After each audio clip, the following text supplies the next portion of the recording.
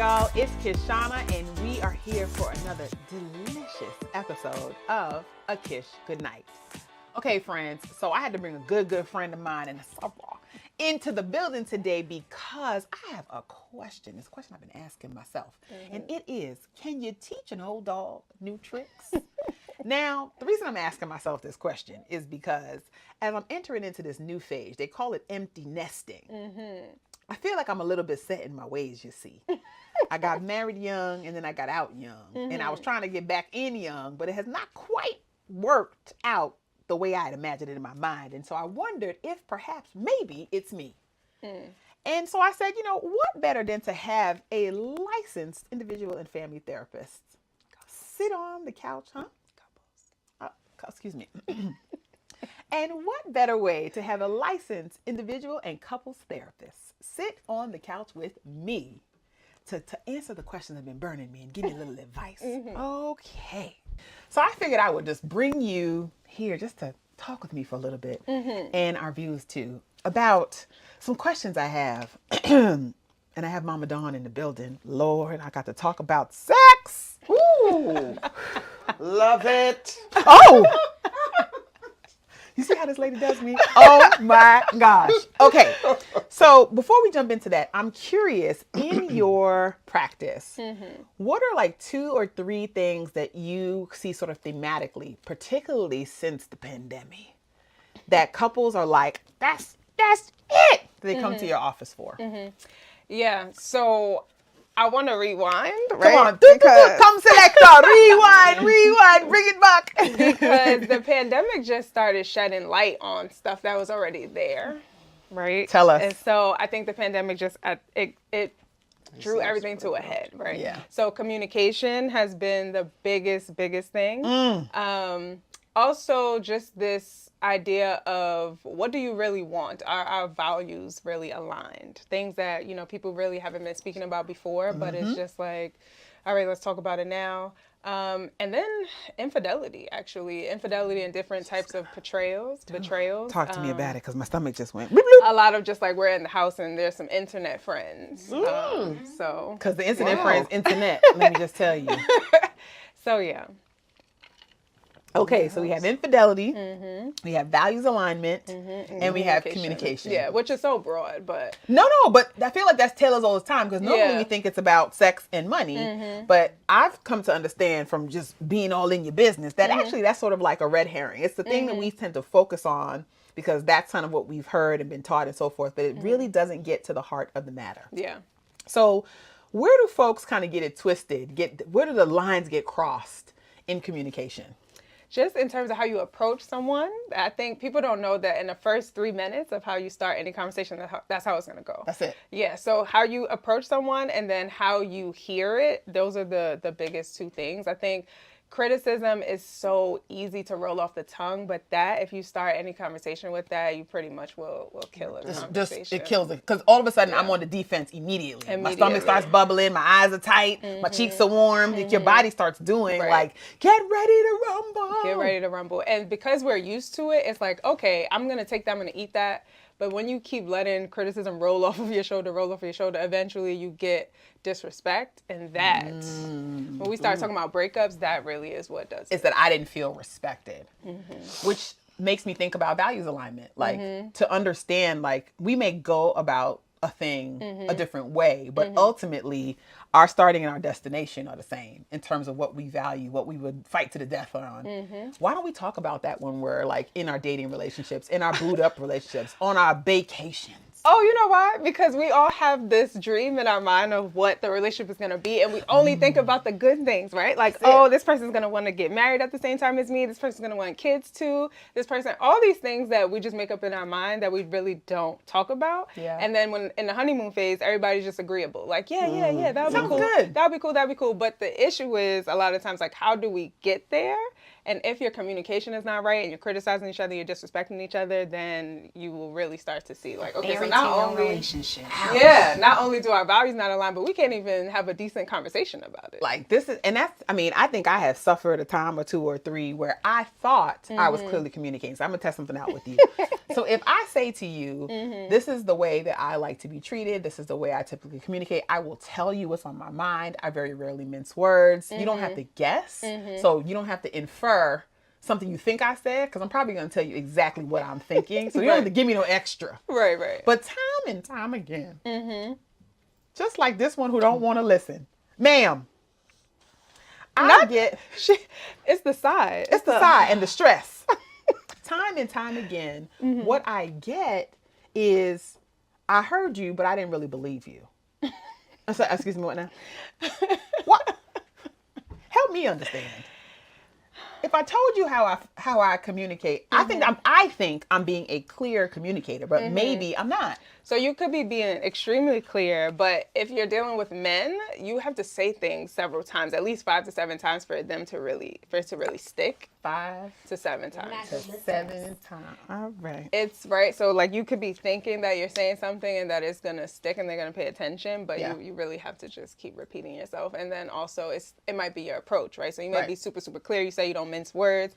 Sometimes we get into this, I tell it like it is. And if it is hard for the other person to take it in, you might not be thinking that you're criticizing, but it depends on how they hear you. I feel like I probably have like a little bit of a judgy tone, just in general. My brother used to always say, like, at the end of every sentence, it sounds like you're saying stupid.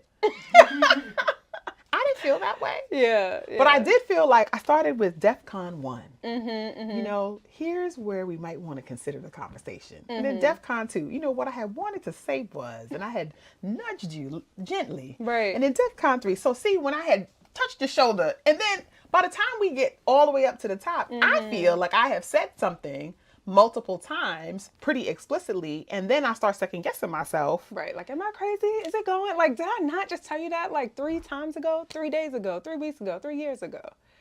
Yeah.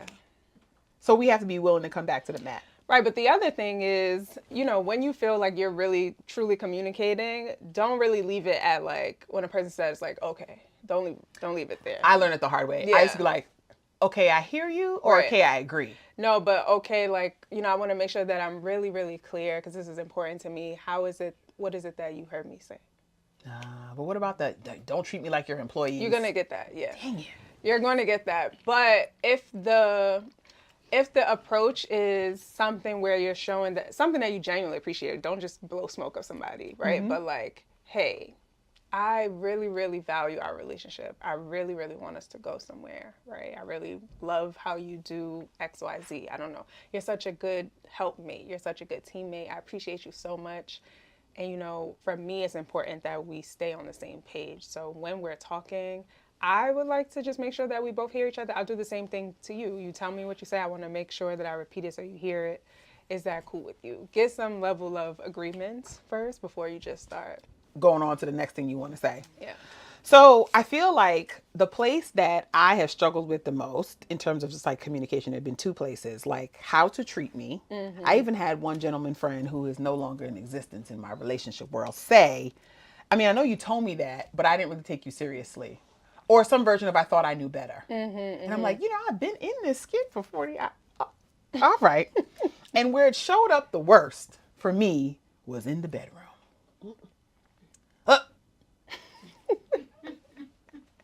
So as a professional, I'm curious. Is being incompatible when it comes to sex the kiss of death in a relationship? You can teach anybody anything, but they have to be willing to learn, right? And so, again, it all comes down to your approach. I think that people don't understand that sex is like appetite. So you could you could like something, but do you crave it right now, right? That's and so let's say this is a cookie. I could really like cookies, but I don't like cookies, or I don't want cookies when I'm stressed. I don't want cookies when you've been talking to me crazy, right? And so thinking about what you're trying to get out of sex and what the other person is trying to get out of sex, if you all don't have these conversations, if you all don't talk about, well, what really makes me Tick. yeah, perfect, right? What really makes me tick, then it's hard to sort of teach a old dog new tricks, right? Yeah. All of this is about alignment and really having conversations. But again, when we get into relationships, we just operate off of our fairy tale, and we think like, okay, well, this person is going to do X, Y, Z because that's how relationships go in my mind. That's right. Right? But like if you're not having those conversations, then it's hard. And like, when's the appropriate time to have them? Because I always think you should try to have hard conversations early when you're not like emotionally invested, because then you can like listen. Yeah. Before you're like, I don't want to hurt your feelings. I want to make sure that I care. Like, so, but maybe I don't listen. So I think that you can have the conversation, but people might not pay that much attention to you. It depends on who you get, right? But so things will stick once you have a little bit of experience with the person. And then you can talk about like, hey, when you did that, I really, really liked that, right? Or when you didn't do this, can we try something different? I think something that people really get is if you show somebody what you like, but it's in role play, right? If your partner is willing to just lay there and let you, do what you Be like, you look, do- just let me do what I'm doing, and Right? you just kind of. yeah. Which brings me to a curiosity I've had. So do you think women should take on a teacher role if they don't feel satisfied in the boudoir? Yeah, but I think it's like, the therapist in me is going to say it one way, but the woman in me is going to say, like I have heard a time or two that, that the man is the head, but the woman is the neck, right? Yes. And so with that, we've learned to finesse things and how we do it, right? So to me, I think a perfect way to finesse is doing that role play. You have a night where you're just kind of laying there. Right. I have a night where I'm just laying there. But you're both asking each other, how about this? How about this? How about this? What does this feel like? And then it could be a conversation afterwards. Because if you're close enough, you end up having those conversations anyway. But Right. people learn more and it sticks with them more if they are the person doing all of the exploration. Because I know I said sex is like appetite, but it's also play. And if we take it so seriously, then I think we start hurting people's egos a little bit. But if you think about it like play and just like this idea that like if something is uncomfortable, you can always change or you can always stop. So what about the like, when nobody else has complained before? When nobody else said that to me don't before. mean to laugh. No, I mean, but you want me to say it with a deeper voice? No. Nobody else has said I this don't to mean me to before. laugh, but it's like, right, but I am me. Right. And I'm not saying that it is something wrong that you do it at all, but just if we're talking about how we're going to please each other because we're dealing with each other, just like, all right, That's such a better way to put it, because I had said some version of, they've lied to you. Made you feel good. This time make a difference. So there are some people that, they realize early on, right? I'm going to test this roller coaster out to see if I like the ride. And then there's the other version, which is I'm going to make sure this is the right person I'm going to ride with because I'm going to enjoy it with them, right? Yeah. So to me, when you do it earlier on, it's a lot easier to just tell people how you feel. But when you're emotionally invested and tied to that person, you begin to care about how they're going to receive the message, and it makes it a little bit more challenging. Yeah. It depends because it depends on where you are in life. If you're in a hot girl summer and you're like, I'm doing whatever I feel like doing, so I'm not mincing words, I don't care about feelings, then fine. But if you're at the stage where you have now taken the time to get to know this person emotionally, it's trickier to have the conversation just because we approach sex so seriously and we don't want to hurt each other's feelings, but it really is just a conversation around what do you like, what pleases you and what pleases me, how do we meet in the middle. Ooh, just the idea that you talked about play and pleasure. I don't think we even think about communication in that way, that there's pleasure in that communication. So how do you think the sex and communication like kind of work together? I think they go hand in hand because, like I was saying, around appetite, if there's stress, right, then you don't really want to, sometimes you don't even want to talk to your partner especially if they are stressing you. But if it's outside stress, then you want to just talk about that. And so if stress is impacting sex, you got to talk about that. If it has anything to do with the way that you're talking to me, and now because we're always arguing, I don't want to have sex with you, right? We got to talk about that. And so just thinking of sex just being just like going out to get something to eat, like it's not really a big deal. It's playful. We're talking about pleasure in each other. That's the word I was going to use. It's just like sex is playful. It's just another activity that we do. Another activity like bowling. Like bowling. And who is getting the high score? Who's getting the high score? So like now, Exactly. so we could turn everything into play. If we are competing for, I don't know, orgasm, so to speak, right? We're competing for the most sensations, and it doesn't have to be orgasms, but you know, like things that feel good to touch. Everything could be turned into conversation. What point is like talking it out not enough? Or too much? Or we've just like hit the end of the road? We've done the boys to men. We've come to the end of the road, but we've got to let go. I think that's up to the couple. I don't think that anybody can really answer that. But if you are starting to feel like, oh, I'm having thoughts of trying somebody else out, Yeah. right? Then, Ooh, yeah. because even in this climate, like poly has been a big deal, and just like having those sorts of conversations. And do you think it's like a climate a climate like shift, or do you think that it's like conversation that used to be subversive that now is coming more out into the mainstream? I think it's just coming out more into the mainstream. Is a little bit more acceptable now, I guess, because you know it's a lot more people talking about it. It's a lot more light being shined in on it. But it's been a conversation. I think, like, I've been doing this for 10 years now. I remember even in like when I was learning, I was pre-licensed. I was having a conversation with somebody around like bringing another person into the bedroom and what those boundaries will look like. Bringing another person into the bedroom. Oh my Sorry, gosh. excuse me. Thank you for that. Thank you for that distinction, right? So bringing another person into the relationship, and then if it's just for the bedroom versus like, okay, I need some level of emotional connection, but I don't want to leave you. That's Why are you making that interesting. face? Yeah. Well, I really made that face because when I heard bringing in another person, I'm thinking of that particular person want to have a threesome to see where their level of emotions are as far as sex is concerned. Right. That's why I said thank you for the distinction. Yeah. Because, poly doesn't always have to be around. And it's interesting because I feel like as I date more and have more conversations, I'm seeing a lot more, and I date men, so I'm seeing a lot more men start with that, but don't start with wanting to be poly, or they are poly, or they're E&M, or ethically non-monogamous. So some version of, oh, you're ethically non-monogamous, but your wife has a don't ask, don't tell policy. Not quite the same. And I'm curious about it because I feel like there's a lot of responsibility that goes in opening your relationship. And I'm not quite convinced that lots of us have figured out the responsibility when it's just you and I. Right? Like talking about having, because poly, and I hope that I said that correctly a few seconds ago, but like polyamory is a whole other relationship. It's not just a threesome in the bedroom, right? Correct. So like, and it doesn't have to just be one other person involved in your relationship. There could be multiple, right? And so if you can't get it right with just one person, bringing in multiple people, that just feels like that's a recipe for disaster. Yeah. For disaster. And I feel like in the dating phase, like, where's the point that we talk about, like, are we dating other people? Are we sleeping with other people? Are there other people? Like, how early on? Yeah, I would say just be upfront, because what I don't like, it just as a person, as the woman, I cannot stand these like situationships. Like you're in a, you're dating exclusively. I don't understand what that means. It's like we're dating and then we're dating exclusively, then I was like, what now? You either want to be my boyfriend or my girlfriend or my fiance, my husband or wife, or you don't. What are we doing? talking What's the about? middle part? What are we talking about? It feels very confusing.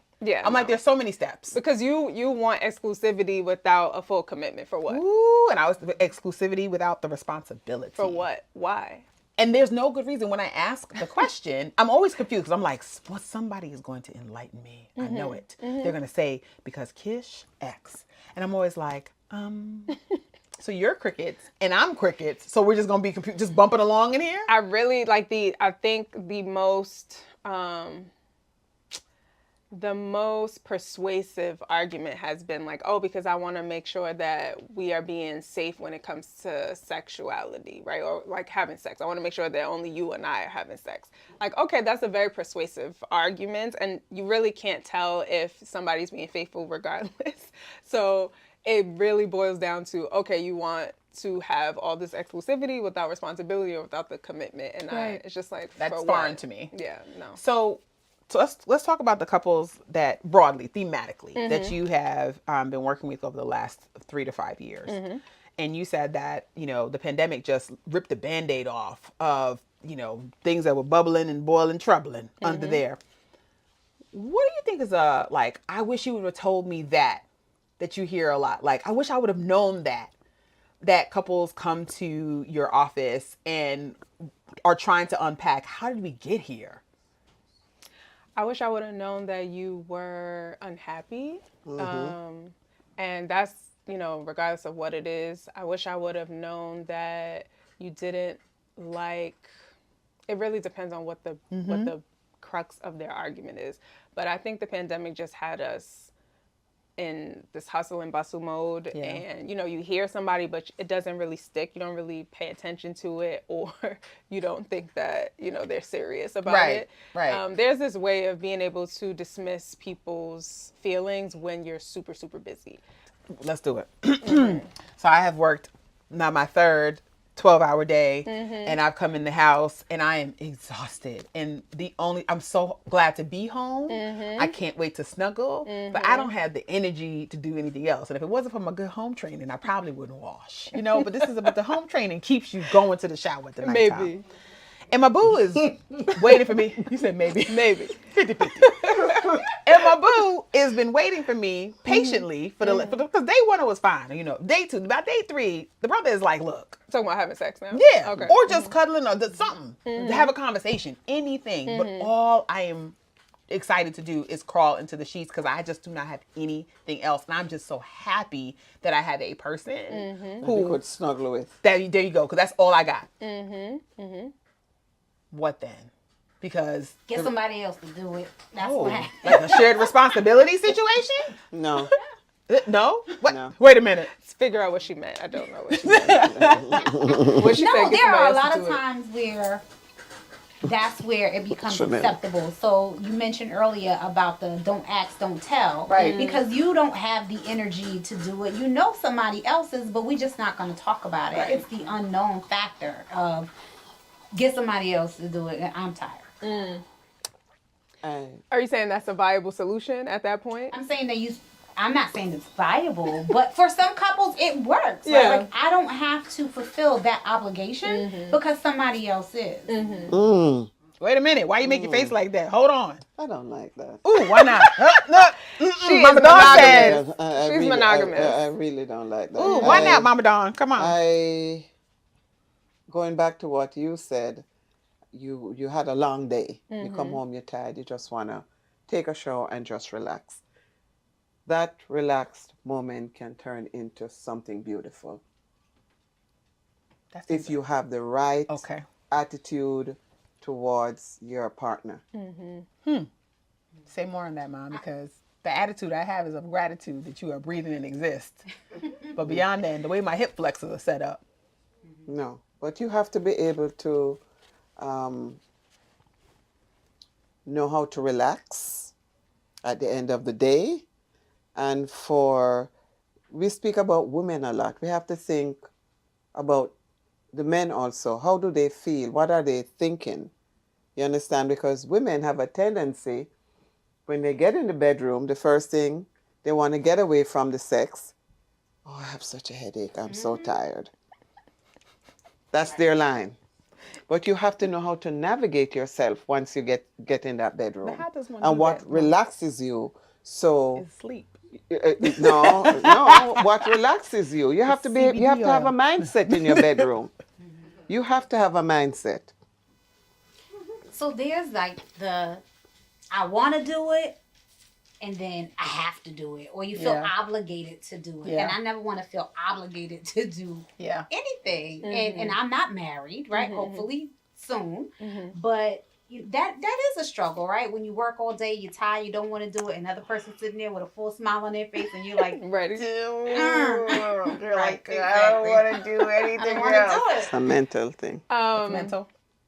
So what your mom is talking about, that's men and women, right? Like Right. people are tired, people are stressed, people are just like, I don't have the capacity to do this, Yes, right? it's a capacity And what you do then is you need to be able to talk about that, but there are other forms of intimacy there, right? That you Because we need go to right be, to the jugular. right? That you need to be Some relying annoyance. on. You need to be relying on the intimacy part of your relationship then, and then in intimacy, it is about, okay, well, what do you have?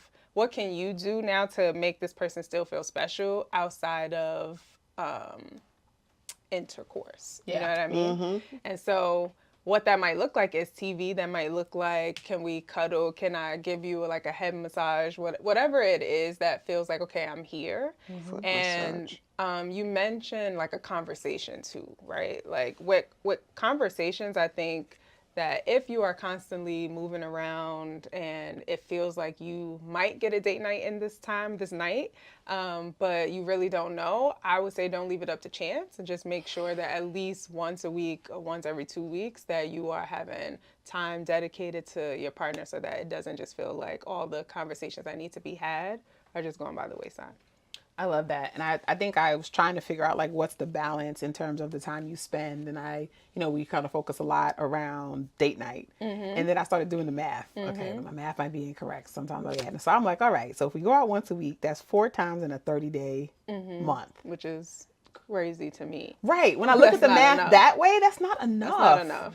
That's not enough. And yet, some days I'm like, in practicality, I may not have the energy for more than that, but I would like the effort to be made for more than that. How do we balance that? So there is a time where you can dedicate, even if it's just an hour, right? There's a time where it's just you and I, where we're catching each other up on our days, and it doesn't have to be sex, but that's where you get the intimacy and the friendship really that's important in your relationship, to just constantly check in.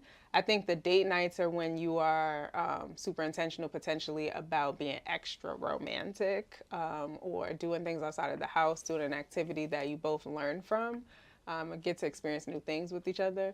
But the check-ins in the day, probably at the end of the night, would be good. It doesn't have to always be sex, but to me, a TV show even would be extra on top of the conversation, because you're not talking during television. And I think the thing that one of the reasons why I keep coming back to sex in this conversation is not because I'm a one-trick pony, but I think it's the thing that many of us feel uncomfortable talking about. And so we try to find our way to other things we can do. And so I'm like, what if it's just about sex? Like, can we talk about that? So, but many women have been taught that it's inappropriate to discuss sex. What we want, what we desire, how we feel, how our bodies have changed, whatever. So how do we break through that narrative so we can get to the other types of intimacy that feel satisfying, not just for us, but for our partner too? Yes. Yeah, so to me, that's one of those things that you have to do it even if there's that little taboo, to it, because the only way for you to get close to your partner, for there to be longevity, is for there to be an understanding. And truthfully, your partner, if they genuinely care about you, they notice when something is off. Our bodies will say something. Our body responses will say it. So they notice during sex, they notice before sex, because especially, it depends on who initiates, but if you think about, the last time you tried to initiate sex with a guy, you are reading body language because you're looking for signals in terms of what it is that they like, right? And so it's very much the same way when the shoe is on the other foot. And I think if we just put it out in the open and stop making it seem like, oh yeah, like basically I know what I'm doing, I'm super cool. You could have tricks, you could have been having sex for a really long time, but you don't know this person unless you've been having sex with this person. Also, people change, right? And every 7 years, there's a personality shift. And then you just start wanting, not personality shift. There's different things in what you desire. So your personality that wheel kind of shifts up, and the lazy Susan of our lives the things that you think are important, your desires, your dreams, right? Those things might shift. And so you got to keep talking to people. And I think that's the thing that's such a struggle to do, particularly right now when people spend most of their time talking in GIFs. I know I do. And memes and talking in emojis or talking in TikTok videos. How many times have you had a couple, or how many times have you communicated to the other person by sending them a TikTok video? But sometimes it's easier to do that. It's a conversation starter, right? And so if that's what it's going to lead to, yes, if that's what you need to do, but don't laugh, ha, ha, ha, and then we don't talk about it. Right. Don't do that. Right. I think one of the things, communication is something that's in my mind from when we started this conversation, is that I have been getting the I don't I want to be with, this is what some men will say, some version of I want to be with somebody who can start a conversation. And then there's weeks of crickets. So, hey, how you doing? How's your day? Did you eat? How's work today? Is not a conversation. It might be a conversation starter. Yeah. It's a check-in, right? And I love a good check-in. I grew up with check-ins. I feel confident with the check-in. It makes me feel like you see me and stuff. You want to make sure that I put food in my belly. I'm here for it. And also, what is on your mind? If anything, are there birds bumping around and they're empty? But I also think that's because of the mode of communication at this point in time. If you're texting, typically things are meant to be, shorthand.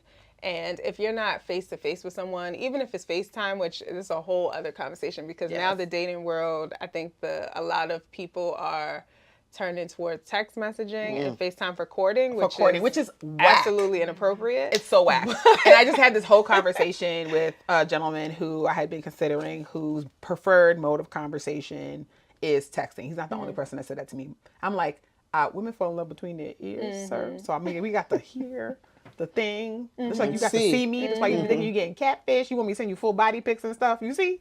And so we have to actually connect with one another, and getting on FaceTime is great for that, like, in moment, like just touch point, making sure you good. That's a checkpoint to me. But that is not the way you're going to get to my heart, sir, or my drawers. I just want to be very clear about both of these things. Women need to start falling in love through action as well. Hello. Let's get there. But is okay. it me you're looking for?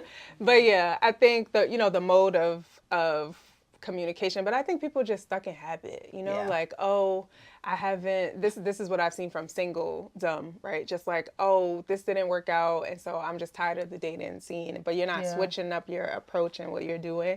You're treating person A like person B. Yeah. And they might be two totally different people and they need two different things, but are you doing that? Which goes back to, are you teaching an old dog new tricks? Okay, so this is something that me and Mama Dawn go into all the time. Mama Dawn is of the opinion that you should only date one person at a time. No, ma'am. Hey, we have a qualified, bona fide, licensed expert. So we do not go together on this one.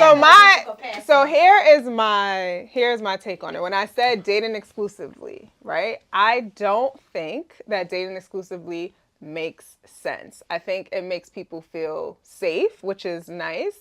But if we are dating to get to know if we want to be in a relationship, that should not be on anybody, right? We don't have to talk. We can talk about it, but it doesn't need to be like, oh, so did you have sex last week? Oh, right. So you going out on a date tonight? Right? Like, no. But you don't put restrictions on it because you haven't committed to it fully. If you're not ready, then I will do what I'm going to do, or you can do what you want to do if I'm not ready, right? But I don't want, it's not fair unless you're dating. By dating, you mean you're in a committed relationship, but you're just not married. Is that what she's talking about? Meet gentlemen at the after work event I went to. Was very, very fine. It was a good looking chap. I said I'm gonna add him to the list of people, a roster of folks who I've been chit chatting with, because chit chat is chit chat. It's not action. Okay, it's chitty chitty bang bang. Okay, that's what it is. And so I want to see who I'm compatible with. I have to do a values check a couple of times. I want to see who dates in the style that excites me and who I can date in the style that excites him. Like, there's a lot of, like, just like you would do a checkpoint when you go through the airport, although they're not so good at some of these airport checks, it's fine. You got to do your checkpoints along the way, and having one person at a time, for me at least. If I don't have some spread, I immediately project all the way to the end. And so I'm either like in love, want to get married, to your point, fairy tale, although I don't necessarily want my dress is orange now, not white anymore. But like, I don't even know if I want to get married. My mother is very upset about these things. But I'm already at the end. And most of the time, you just sneeze or achoo, I quit. Because I'm still carrying the residual, like, stuff. Are you dating too soon? Oh, no, I've taken a dating detox. So I was one of the folks, not a break, I literally, there are no hey big heads. Well, now they're starting to be. But there are no hey big heads in my phone. There are no boyfriends I'm going back to. Can't nobody spinning the block. I don't have situationships. I literally scrubbed everything and everyone and started over with reading, with starting to reorient myself to relationships and love. I started having more conversations with my mom, like every day, and with my girlfriends, like deeper, uncomfortable conversations, and with myself. And then I had to go out and pressure test it, right? Because I had a wonderful, beautiful theory about all I was going to do. And then I was like, let me go find somebody. And at the first sign of trouble, Quinelle, I ran. Okay.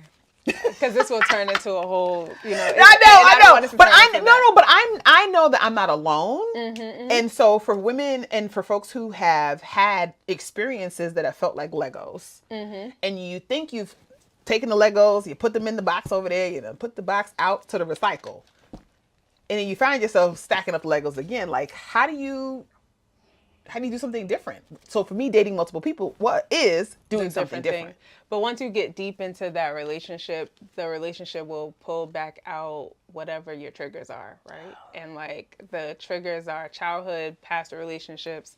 And so it's interesting because you need relationships to heal those parts of you. Like you can do some work on your own for sure. And that work is, okay, well, I recognize what they are. I recognize how I respond to them. And then when I catch myself responding that way, then I do something differently. Right. But that is the work that you do personally. You can do it with friends and family until that person comes along. So when you say, oh, when at the first sign of trouble, I'm out, I will want to get into that more with you because I don't know if that is your fear of having person B treat you the same way like person A Oh, did. absolutely. Okay. Oh, So I mean, like I have Right. aware of myself, but it'll be things like, so you don't cut your nose hairs? I gotta go. That's right. Like, look, she gonna egg me on. You better believe it. Not clean shaven. He's like, well, who are you? You know, and it literally be things like that. Like, it will really stress me out. Then I'll be like, you are a almost 50-year-old man, and you still have hair growing from it. You didn't realize that the nose hair was at the lip, and you want to kiss me in the mouth. The answer is no. Right. So whatever your deal breakers are your deal breakers, and that's fine. But I'm trying to decipher. I know. Is it a deal breaker? Or is this you are just really worried that this is going to turn into whatever your past? Ultimately, I'm just really worried that it's going to be a jar full of pebbles of compromises that I look up one day and I'm like, ew. Yeah. I think that that if you're having a roster, you still need to be intentional about looking for what you're looking for. Yeah. Right. It's not just, oh, we're having a good time. Now, I think that if you don't have the capacity to date more than one person, then don't do it. You have to do what works for you. But if your idea is, I'm going to put all my eggs in this one basket and then I'm going to have to start over, or I'm doing this because I don't want to hurt that person's feelings, that person has not committed to you. Well,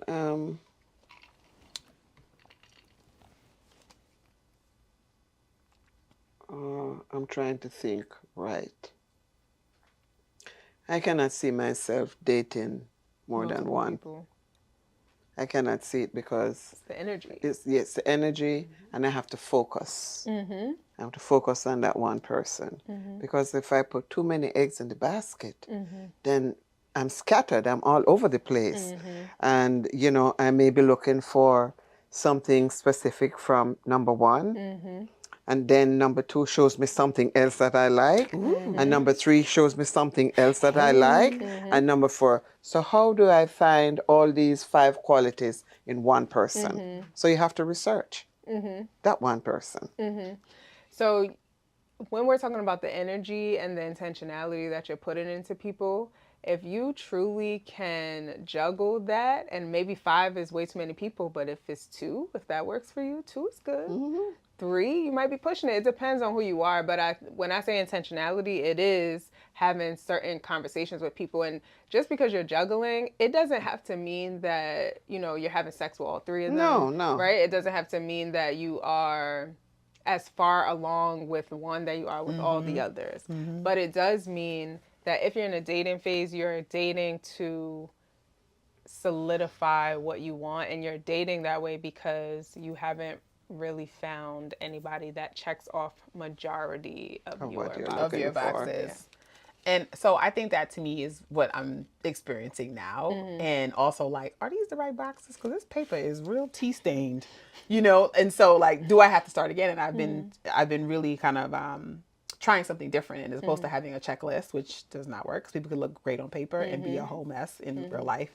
Like, how do I feel? And I was talking about this earlier with another friend of mine. Like, how do I feel in that space with that person? And then stepping away from how do I feel with that person, how do I want to feel when I'm in something that is healthy, and interrogating that. And that for me has been a much better like foundational place to start from and to like pressure test, because everything else just felt like, oh, that's cute. Oh, that's good. Oh, I don't like that. Oh, that's cute. And I think that dating online has really exacerbated that, because I feel like when you meet people in person, you're looking for ways to connect. So you're looking to opt in. But when you meet people online, you're looking for things to opt out. Ooh, I don't like his nose. Oh, I don't like that. Ooh, why did he say that? Ooh, why is he showing that? And you move on, versus if that same exact person, you met them through a friend, or you met them at an event, or you met them on vacation, you might still say ew to yourself. But if they're funny or curious, or you're having a good time, or you're relaxed, you might be more open to continue in that conversation to see what else is there and what y'all have in common. It's less impulsive, really, what you're talking about, right? Ooh, see how you broke it down? You broke it down to the white meat. But you're giving people a chance at the end of the day. And if you are dating, if you have a roster, you do need to still give people a chance, right? It's you with all of those same concepts. Okay, I like this energy. I'm excited to see this person. I like the way this person thinks. I like the things that he's into, right? Whatever it is, right? But ultimately, when you are, I think men choose because they do the proposing. But as a woman, you still have to choose, like, can I do life with this person if nothing changes? And it doesn't matter if you date one person or if you date a roster. That is what the intention needs to be, especially if we are hitting 30s, 40s. You know, like if we're talking about that, it's not really to play around. So something that's been on my mind, and I want to see how this plays out in individual therapy with some of your clients thematically. You know, I've had gentlemen say some version to me of, oh, I just want to let things flow and let it come organically. And I'm like, please hold. So you got this good degree, medical degree, you know, your Esquire, your engineering degree, whatever, with great thought and purpose and timing. And you secured this great job you have. You were focused. You trying to make partner, you trying to make chief, you trying to make fill like whatever. You focused. Okay. And yet with your love relationship, which takes up a huge part of your life, you want me to be your piece, you know, that's what the folks are saying. You just want to let it flow. Really? Are we having a Frozen moment? You want to let it go and let it flow. That's what we're doing right now? I think those are people who are not dating with intention, you know? So if you want something, but you're not thinking about what it takes to get there, you know, think about being in a relationship, and those might be the same type of people that say, oh, I think that sex needs to happen organically. If we're not on the same page, then we must not be right for each other. And it's really that you have to put in effort to make relationships work, or even not even the sex. If we can't talk to each other, then at a certain point, then we must not be right for each other. And it's just like, everything takes effort. And that's the fairy tale that I was talking about. We think that it's just going to happen, and that's not the case. And I think dudes can be in the fairy tale as much as we can, right? I think it cuts across cisgender relationships. It cuts across everything. Like, we just all heads in the clouds and then in denial about it. And I see this denial. Let's come back to your third theme, which you see with couples, pandemic forward, around fidelity. So what I believed we were supposed, what we had agreed upon, has now shifted. And I see this around like, you know, the online infidelity. That's just my friend. Or lies of omission, or keeping things to yourself. Why do you think that popped up so heavily during this time, and that we're contending with that now? I do think it was that stillness. Once again, like, you start to see that you don't like something in your partner, and you not knowing if you want to commit to give them the time to work through it. Because you can talk to somebody about something, but change doesn't happen overnight. That's right. Right? And so if it's not happening at the pace, at the rate that you want it, if you start, and really this is also about, like, if you hold in your thoughts too, like if you don't speak up soon enough, and you start building resentment, and then you start thinking like, okay, well, let me just talk to my friend. Let me just talk to the people that I speak to on social media. You know, sometimes you start to lean in a little bit. That's what I have seen, right? Leaning in more to spaces and places where you feel like you get that bit of relief, or the bit of understanding, but you're not really tuning into the person that lives with you. Yeah, that part I feel like I saw a lot of like surprising separations and divorces, and I was like, I thought y'all were happy, and maybe they were, but something in the terms of agreement, their terms of agreement changed, and to your point, maybe a conversation wasn't had early enough, which comes back to this communications. So I just think it's so resonant, like that is communication or values or fidelity, like what I believe in and what we agreed to has shifted. And so one of the things I was talking to a girlfriend about having these conversations and things that have shifted is that she was okay with, her partner out doing his own thing, and having fun, if you will, out in the world. Oh, you done hit your teeth, Mama Dawn? Wait a minute. But then we got deeper into the conversation. She started talking about the fact that, she wasn't really a sexual being, that wasn't what she was into. But the more we dug and the more we had conversation over time, we realized like, oh, he's not fulfilling other things that were unmet needs that used to be spoken needs, but then she stopped speaking about them. And so her body just shut down. And I read somewhere that 10 to 15% of women, is this right, have never had an orgasm? I feel like it's the reverse. It's true. What, who have? Yeah, who have never. Like the number is larger of women who are like, what I now? see what you're saying. Yeah. Yeah, so it could be. I would check the stats on that. Yeah, I'm going to check it again. We're going to fact check that. Yeah, it's going to be in the comments below. I would check the stats on that. But it's about if you have that level of connection in terms of being able to feel safe in playing with your partner. Safe, play, got it. Yeah, okay. Because if you have not explored your body by yourself enough, you might not know how to tell them to do that. But if you also feel like it's taboo to say, oh, hey, I need you to move this way, or I want to be in control today, then you might not be getting it. I was talking to my daughter and some of her friends in a different conversation about ghosting, and Ange gave this advice about the fact that you've got to be willing to say hard things. And I'm so worried sometimes that if we are struggling, professional women who have all the careers, we've learned the words, we know the words, we're going to the people, we're going to the professionals to help us with the words. We're going to the lady to help us with the words. What's happening to our babies as they are growing when they are like, I would rather just poof and disappear than to be able to tell you like, hey, that wasn't cool.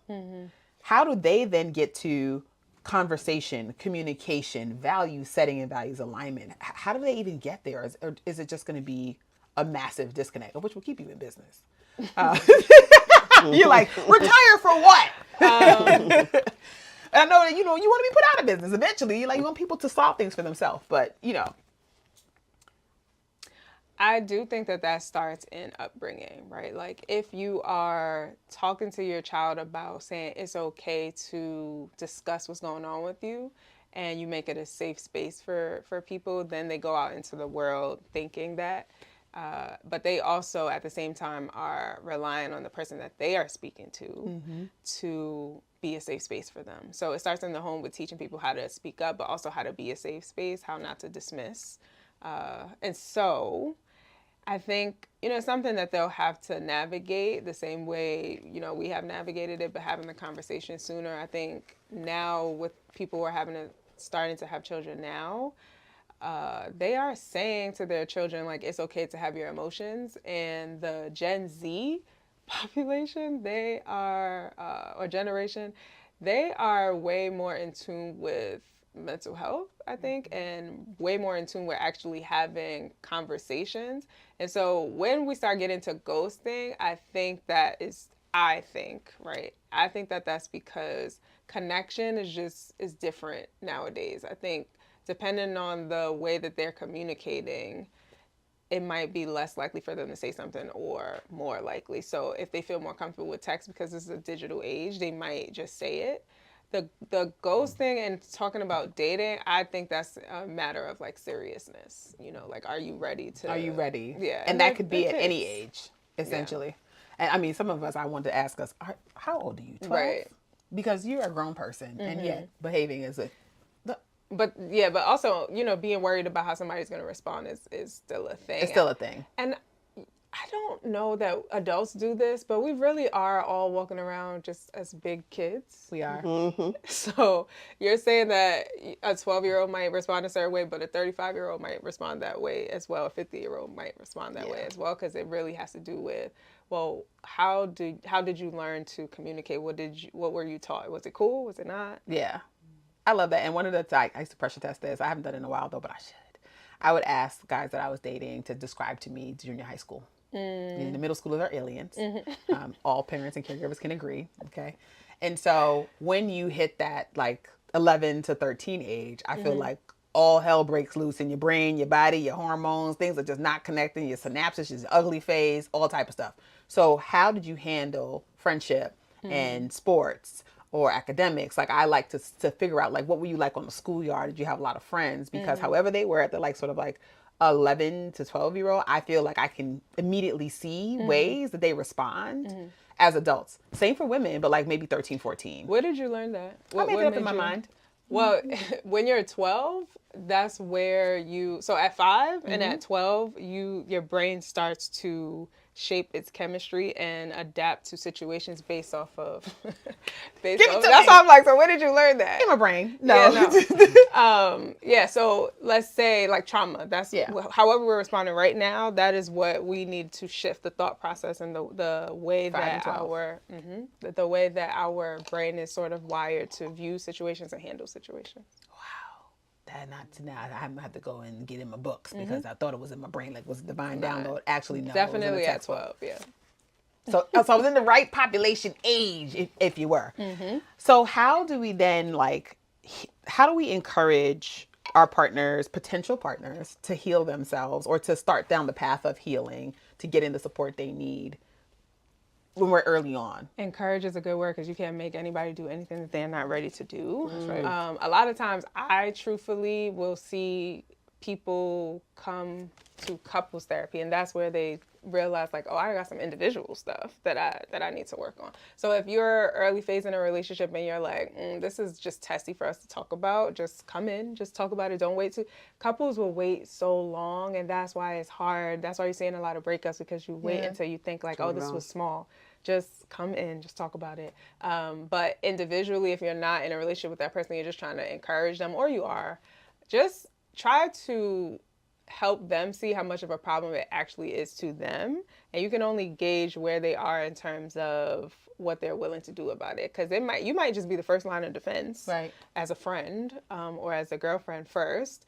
And then, over time, when you keep dropping that bug in their ear and just talking to them about how big of a problem is this, and what do you think about therapy, if they have all these other things. Oh my gosh. I think I've decided to avoid the folks who are like, oh, I don't believe in therapy. That is wonderful. And I just want to wish you the best. Yeah. Not everybody is ready for it because of the taboo thing. I think people still think like, oh, it means I'm crazy. No. And, stress is how depression starts. Stress is how anxiety starts. It's just stress. Jesus will fix it. In church. But you can go to church and therapy. Hello? Come on now. You need all of the modalities. Come on now. Yeah. So what are you most excited about in your practice now? Because I feel like a lot of my good friends who are therapists were like, yeah, this last few years was real rough. It just felt like you were in the tundra. Because we were going through it and then trying to help everyone else through it. But I'm really excited about this communication phase. Like I'm excited to. I love when you talk about it. Yeah, I'm excited to help people through that, because it's one of the most harmful things we do. We talk all day, every day. Before you even lift a hand to somebody, you probably may have already hurt their feelings and not slap them down with your words and not realize this. So I'm super excited about that. And you said something on your Instagram page, and if you're not following her, you need to be, about like being with a person who you could put up with. And I remember a long time ago hearing something about like people's shit tolerance level. Like who is the person whose stuff you could be like, you know what? That feels like it's about waist level, but I feel like I got the boots that go to the waist. So we good. Versus I got on booties. That's not going to work for me.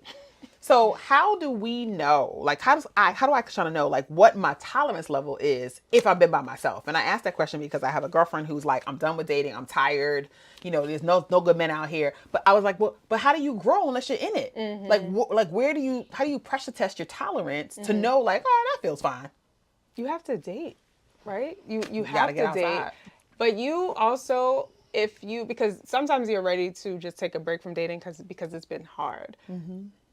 But you have relationships with other people. You have relationships with friends. You have relationships with family members, and likely, however you are in those relationships, it's quadrupled when you are in a romantic relationship, because you think about that's the person that you tend to lean on the most, especially if you live with them. So they're getting the brunt of a lot of things.